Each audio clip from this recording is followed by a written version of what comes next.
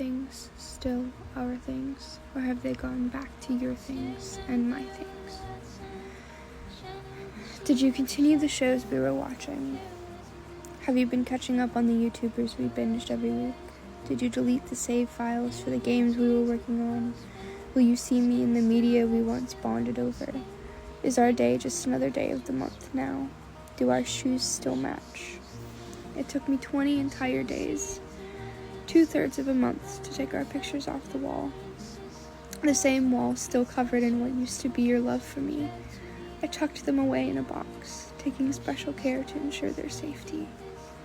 You moved on with your life in some way, while I'm stuck in an endless loop of tears, pain, confusion, and yearning for the person who feels like home, grieving a relationship that slowly healed me over time. But now what do I do when all the pieces you carefully and gently put back together are all shattered again? I guess that's the difference between you and I. I feel all of my feelings. I have no choice in the matter, but you can avoid them like they are the plague. I understand why.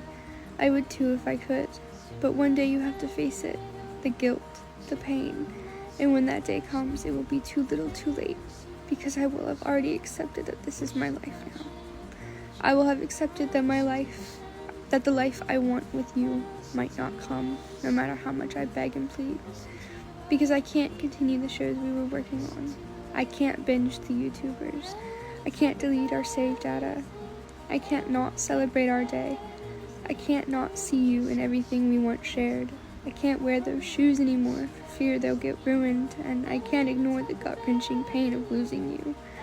Yet still, without any say in the matter, all of them will remain our things. And suddenly, on that day, I was a kid again, begging for a friend to stay, for an ex to stay, for anyone to stay. On that day, I was small and frail and unworthy of love again. On that day, as you walked out of my house, with the coldest eyes I'd ever seen, I was reminded that no one ever really stays. No one ever really means what they say to me. That I'm right to be scared to let people in. That I was right to worry so much. That I was right to ask for reassurance, and that the walls have to stay up. On that day, I lost a part of me I will never get back. You ripped it from me while I begged for you to look at me, to kiss me, to hug me. On that day, the heart I had that was full of love, happiness, joy, and hope for the future died, and was replaced with pain and sorrow. On that day, my lust for life disappeared. I no longer look forward to waking up, or Christmas, or my birthday. I sit and silently wish I'd go to sleep and never wake up again. Since that day, my defenses are firmly in place, because the sad truth is that you are the only person who will ever know the true me, unmasked, walls completely down, full personality on display. You're the only person who will ever get that close, the only person who will ever get to touch my heart with your bare hands. I will never be the same, that side of me left with you. So on that day, I put it all back up. The walls, the mask. I tucked any semblance of myself away, because if you can abandon me so easily after everything, after all the promises, after I splayed myself out so naked and bare and vulnerable for you, then what's stopping anyone else from doing the same? I refuse to have another day like that day again. We always agreed we'd still be friends if we ever broke up. That it'd be too painful to let each other go. That we'd silently hope that whatever happened could be resolved because we were in game. We were soulmates. But what happened? What happened to the long calls at night about how we'd rather die than give up on each other? What happened to the late night karaoke where you always had a song or two or three, too many to keep track of, that you dedicated to me? What happened to I never want to hurt you? What happened to all of the promises that we made each other to never walk away when it got too hard, or to always try? What happened to us? When did we stop being us? I took all of it to heart, every single word. I thought that I could finally trust them. I thought that I could hold them close and not have to let go. What happened? the day we saw that one movie very vividly. We sat in the shower processing it together, water streaming down our bodies that were so tightly held together we could have become one person. You always struggled with getting the right words out when opening up. We had communication, but it was unique. I remember we decided then and there that we would have an honesty word. Snapdragon. Uncommon enough to be brought up randomly, but I knew what it meant nonetheless. And for a while it seemed to work. I'm okay, just tired. Snapdragon. I'm just really depressed right now, I think. Snapdragon. I'll never leave you. I love you and you're gonna be my wife someday. Snapdragon. But at some point I blinked, and suddenly it meant nothing. You stopped opening up. You stopped saying it. It happened so fast and so quietly that I didn't know when. I don't know if you still mean anything you've said. I don't know if you still love me or want to marry me or even want me in your life at all, but I do know that in a room full of people, if I heard the word Snapdragon, I would look for you. Because I still love you eternally. I still want to marry you. I miss you with every fiber of my being. And if you called me some random afternoon years from now, I'd drop everything and go to you like the loyal dog I am. Snapdragon. I don't want to be here anymore, I say as tears roll down my face. Most of the time when you hear that string of words, you think about suicide, the desire to die, the only out we get in this solace of death. If it wouldn't hurt my loved ones, I would mean it in that way too. Maybe some part of me does, the part of me that's exhausted. I don't want to be here, in this room, in this state, 30 minutes away from your house that I'm not allowed back at, that I'm desperately trying to cling to the directions I'll try to get to. It all reminds me of you, the only safe haven I have left, covered wall to wall in us, my bed littered with every stuffed animal you've ever gotten me. I could always put it all away, box it up, throw it in a closet, but then it would be so bare, empty, dark, and alone. The reminder hurts like a hot iron on my skin, but it also feels inviting. Like even though I may not see you again, your presence still lingers through the knickknacks, stuffies, and posters. The only link I have left is my room, covered in your love. And for my final act of love, I will do everything we talked about doing together. Eventually I will leave this state, head somewhere cold, maybe Michigan or Minnesota, where the winters will be white and beautiful. I will get a cottage on a farm with a room waiting for you to fill. I will get animals and name them after our favorite characters in games and shows. I will sit on the porch swing, growing old, waiting for the day we reunite in the afterlife. I will continue loving you, even if from afar. I will continue to hope that you get everything you want from life. I will hope you grow your dream career. I will hope you get a real chance at life. I will silently support your wins and grieve your losses. I will condemn myself to visiting you in my dreams, holding you close in my arms, kissing you for as long as I can. I will sit in the dark and agonizing silence so you can have your peace and space, but I will always hope you come back, reach out, call, anything to show that you think about me. I will always love you, until the day they lower my body 6 feet under, where the worms will burrow into my brain, eat our memories, and feel the rhythm of a heart that beat for you until the very end. I will disappear, like I never existed, even though I do, even though we did. What we had, the love and warmth we shared, will indefinitely live on for me, in the section of my heart that will forever be branded with your name for as long as I do. I will survive this darkness, even if only for the hope you someday return. if only for the hope the strings that bind us tighten eventually. For my final act of love, ours will live on through me, even if you aren't here to bask in it.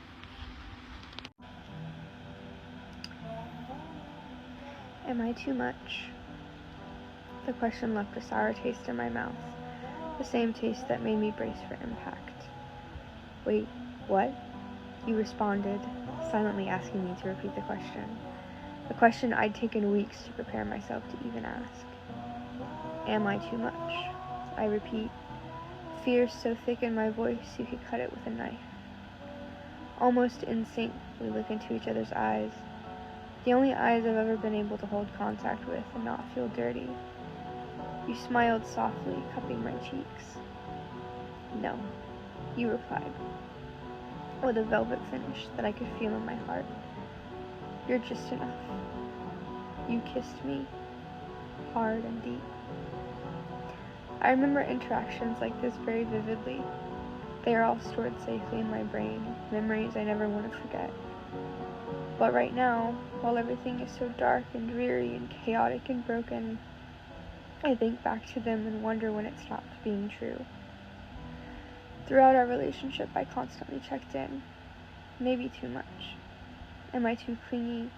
Do I need to step back? Are we okay? Each response assuring me that it would be fine, that no matter what, I'd never be too much. I'd never have to step back. That it was okay to be clingy, that we had this. Every I love you, every I pinky promise, every I'd rather die, ringing like bells in my ears when I think about everything. Your eyes never missed mine. Your voice never stopped sounding velvety. Your smile never changed, and the way you cupped my face stayed warm and familiar. Nothing felt different, but at some point I did become too much, too clingy. At some point we stopped being okay. I don't know when, and that hurts as much as the fear in my voice was thick.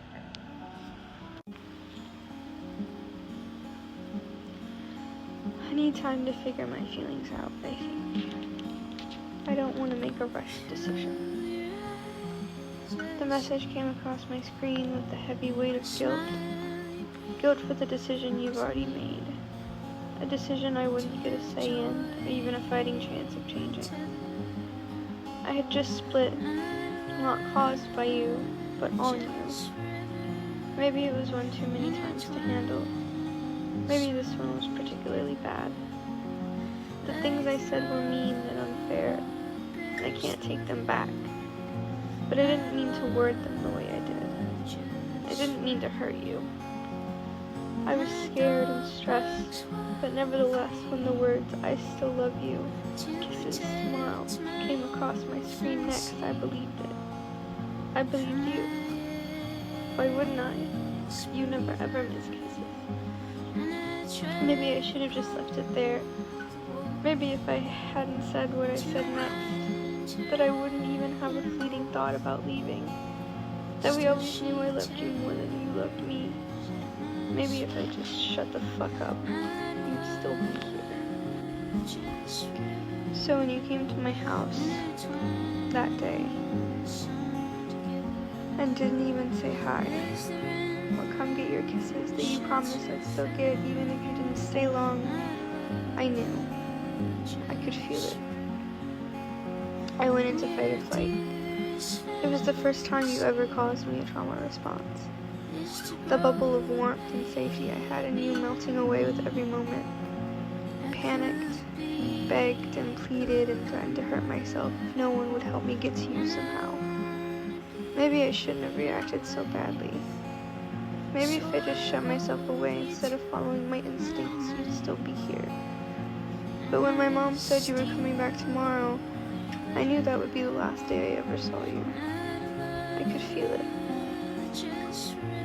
I was so upset and hurt, driven by survival, that I was willing to walk 10 hours to your house. I didn't care that it was hot outside, or that I looked insane, or that my mom was begging me to come home, because all I cared about was you. But I knew. I could feel it. When you didn't answer a single call or text or voice messages of me crying, begging and pleading, asking what I did and how I can fix it, still unlistened to. You ignored all of it. It was unlike you. This wasn't you. But even so, I knew. I could feel it. When you did come back later that same day, with a face that wasn't yours, eyes that weren't yours, a voice that wasn't yours, you tried to hug me, and I pulled away. I shouldn't have pulled away. You don't get to do that, I said through gritted teeth and rage-filled tears. You're right, I don't, you replied. Your voice, coarse and cold. You wouldn't even look me in my eyes. You said things that you'd say, but it wasn't you. Not the you that I knew, at least. Maybe I should have let you hug me when I had the chance. Maybe I shouldn't have gotten up so aggressively when I tried to pull you in for a kiss.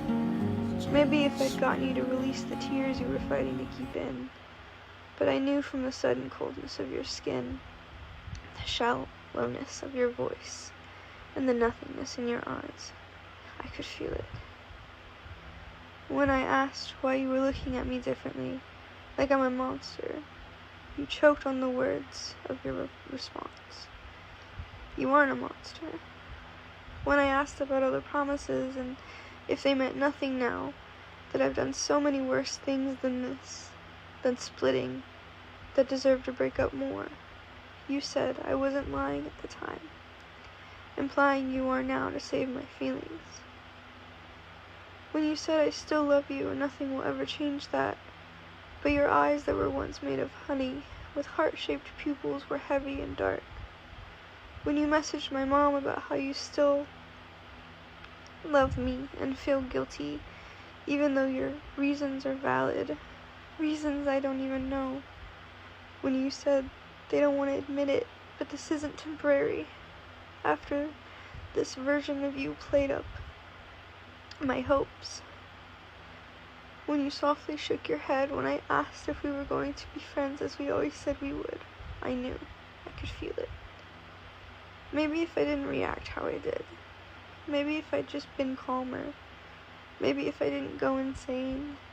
Maybe if I didn't pull away from the hug. Maybe if I tried to kiss you softer, you'd still be here. But I knew because I could feel it. When the next few days were spent watching you disappear from my grasp, watching you erase every instance of me, every social block, every message muted, every photo and video gone, I knew. I know what the sting of abandonment feels like. I know whenever your vibe is off. I know you. That wasn't you. I'm sure of it. This was some version of you that you felt you needed to be, and that's okay, I understand. It's just survival.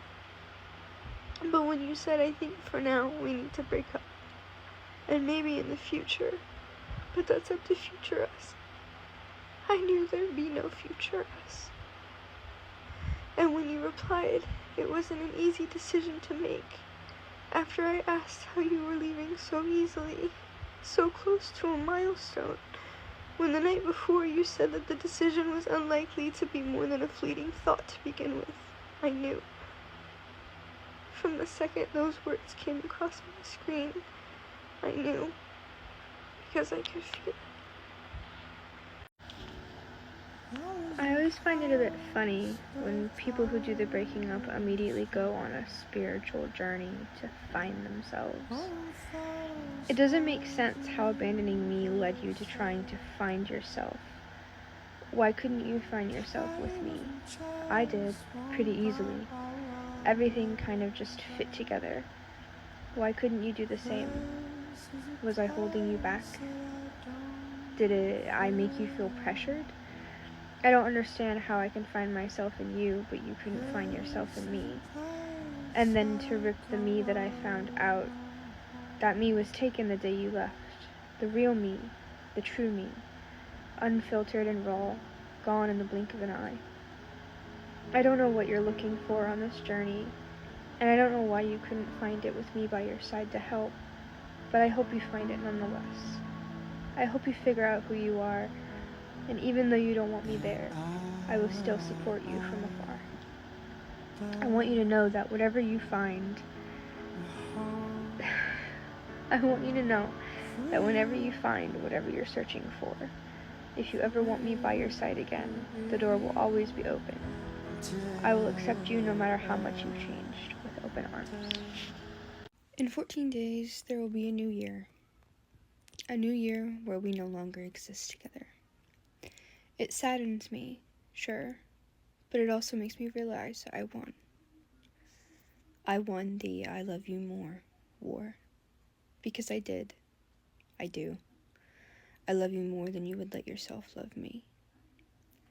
I won the I don't leave war. Because I didn't. I wouldn't have. You did. I won the I won't move on war. Because I won't. Not completely. Never completely. You did, in some way, almost immediately. Because I don't throw big words like love, never, or forever around for fun. I mean them with every fiber of my being. It was my bad for thinking that you did too. But ultimately, I win. I deserved a better goodbye. I deserved enough respect to be given a real reason. No, the BPD was too much isn't a good enough explanation anymore. I live with it. I can feel its cycle turning day in and day out. I hear the screaming in my head, and yet I stay. It's not a good enough excuse. I deserved a conversation. I deserved a kiss or hug. I deserved more than the coldness you gave.